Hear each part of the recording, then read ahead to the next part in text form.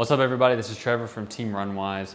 We're going to be talking about part B or part 2 of the 3-day runner split strength training program. So if you're watching this video, if you've been sent this video, we're going to be doing day 2. We're going to be talking about we're going to be going through the exercises, looking at some technique changes and then how you can progress these exercises to make them harder, easier, whatnot. So this is going to be your guide to the part 2 session of the 3-day runner split program. Just to give yourself kind of a quick check, or this way you can reference this video to make sure you're doing the exercises correctly, or if they become too easy, how you can make them harder. Okay, so the first exercise in this day 2 is the dead bug. Really good core exercise. It just kind of wakes your core up, enhances that core stability. So we're gonna be getting into some pretty heavy, pretty quick, explosive movements in this workout. So we really wanna make sure our core is nice and engaged. That way we're bracing properly and keeping our spine stiffness there. And our core is really what connects our lower body to our upper body. So we want to make sure that's always nice and active. So the dead bug, you're going to lay down on your back.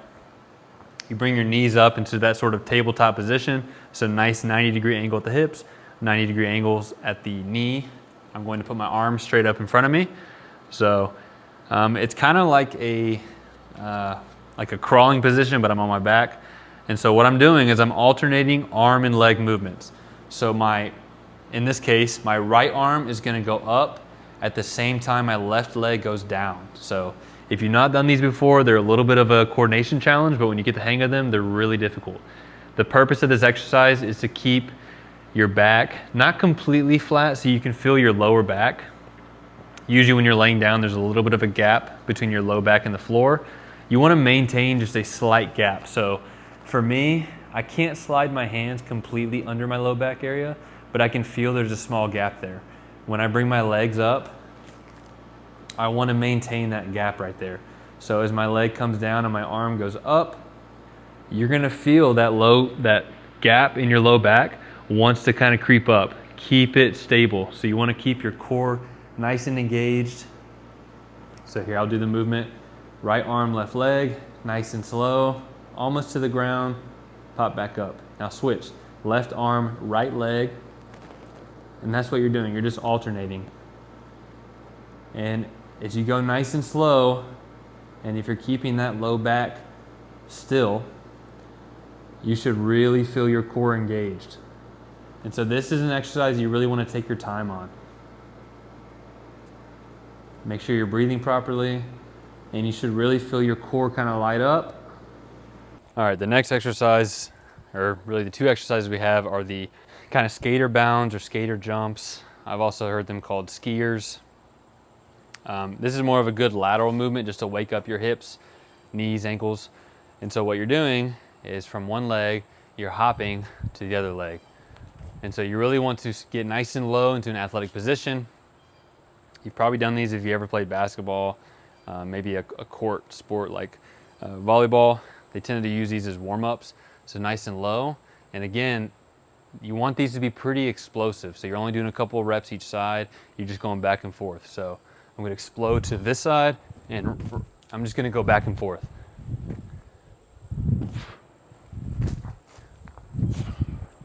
So I am taking a second between each side. I'm going to catch myself. So when I jump to the left, catch myself, and then immediately go back to the other side. The next exercise is broad jumps. You can either do these one at a time. They're really supposed to be max effort or pretty close to it. So this is just jumping forward. So I'm not going to jump as far as I can. I want to stay in camera. But for a broad jump, I want to stick the landing. So as you notice, the further you jump out, the harder it's going to be to stick that landing. Or you can do consecutive jumps. So you can jump and immediately go into the next jump. Again, you want these to be harder, farther jumps. You want them to be pretty max effort, but you can either do consecutive bounds, nice and quick, popping off the ground, or you can do max jump, catch, and just do them like that, taking breaks in between. All right, this next exercise is the barbell hip thrust. This is a little bit easier to do on the Smith machine. I feel like it's easier to set up that way. Once you have big plates on the side of the barbell, That also makes it a little bit easier because you can just slide underneath it. Some people will need a sort of a pad between the barbell and their hips, especially if they have more bony hips or there's just a weird pressure point in your hips. Sometimes the barbell can be a little aggressive. Barbell hip thrust is a really great movement for the posterior chain, so it's really great for glutes and hamstrings. You want your feet, so yeah, you're gonna have a bench behind you. It's just kind of in my mid to upper back. So again, I'm just resting on the bench. It should be in a pretty comfortable spot. My feet are just far enough where, again, I'm creating those right angles at the knee, roughly. Just whatever's most comfortable for you. And then you're gonna let the barbell just kind of rest on your hips. My back is staying straight. I'm rocking on my heels down into a deep stretch and then exploding up. So I'm pushing through my hips. I'm driving my hips and driving the barbell straight up.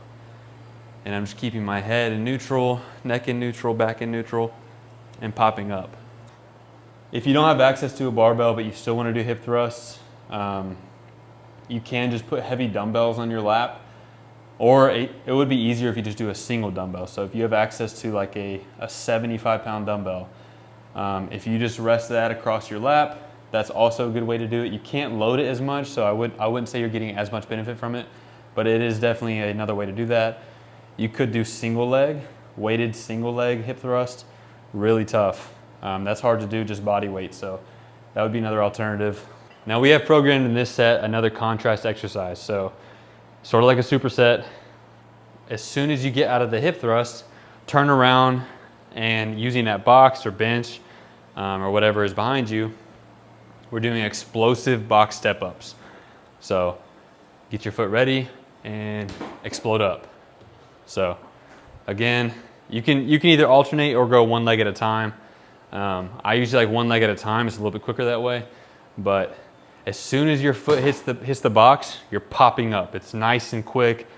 It's probably good just to do this body weight at first. It can be a little bit of a challenge on your balance.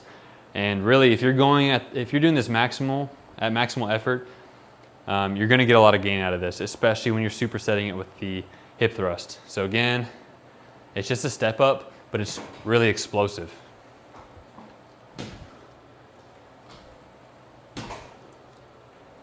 And then I would switch legs.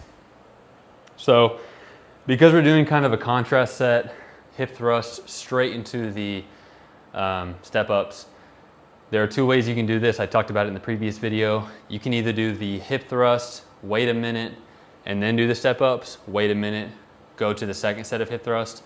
Or if you want, you can do a back-to-back where you do your first set of hip thrust, go straight into the step ups, and then maybe take 2 or 3 minutes rest to fully recover for the next superset. Play around with it, see whatever works best for you. You just want to make sure that in both of these exercises, you can really give high intensity effort. You really want to push hard. So if you feel like you're too fatigued going to the next set, give yourself some more rest. We're not trying to completely exhaust ourselves on these workouts. We just want to get the adaptations that we're here for. All right, the next exercises are dumbbell step-ups and Nordic hamstring curls. For the dumbbell step-ups, they're just like the step-ups you did before with body weight, except now you're holding dumbbells. So this one I would do, again, you can do it either one leg at a time or you can alternate. Again, you want these to be pretty explosive, so you stomp down on the box, lift up, and then come back down, stomp, come up. So nice, fast, explosive, switch legs. Now, since you're holding weights, I probably would recommend against doing it on a bench. The bench can be a little bit too narrow or sometimes hard to balance on.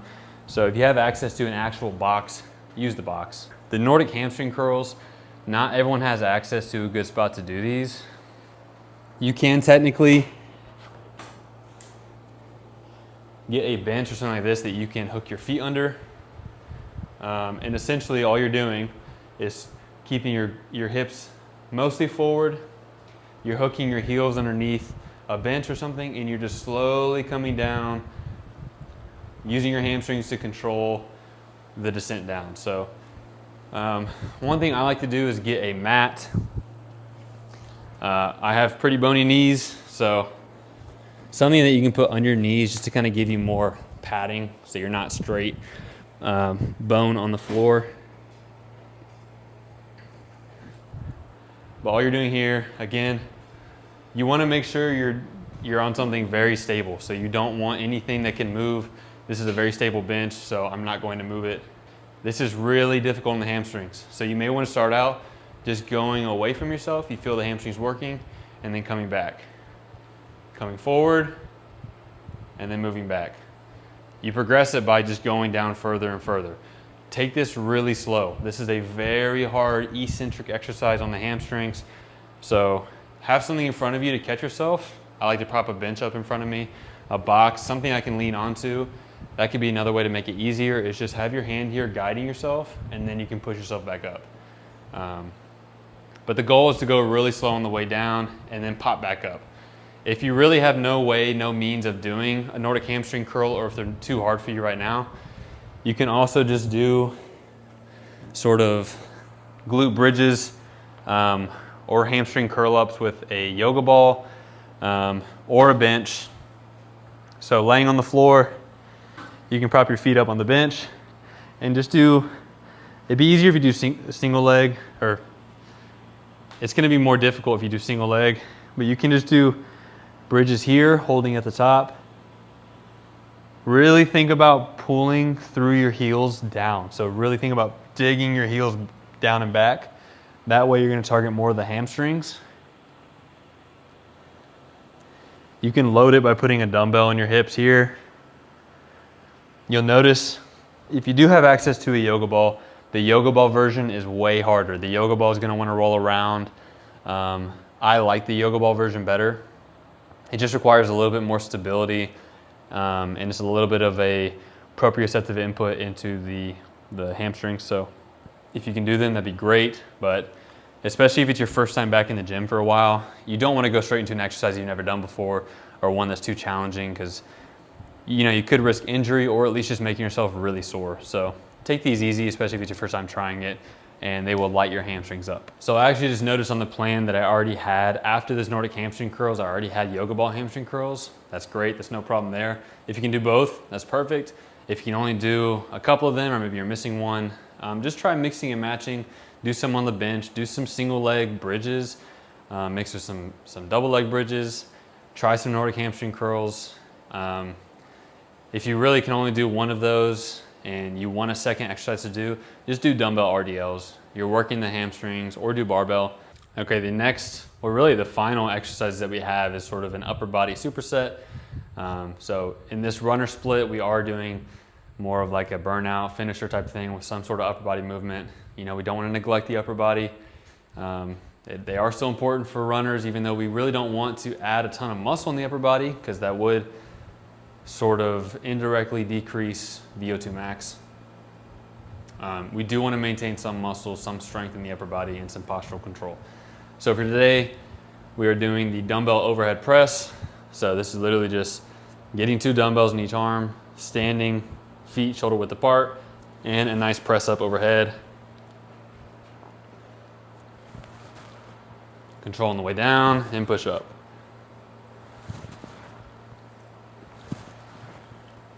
And then we're supersetting with hammer curls. So as soon as you're done with your set of overhead press, you can come down into a hammer curl,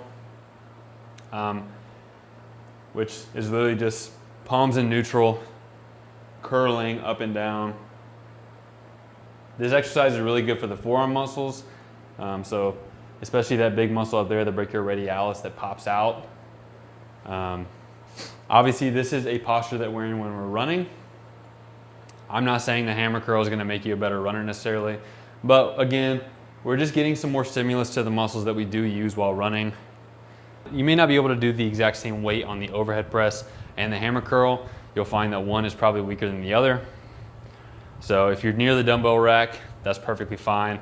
If you can do the same weight, it's even easier, because you can go until you can either go to failure on the dumbbell overhead press or go close to failure, and then immediately drop down and go into a set of hammer curls.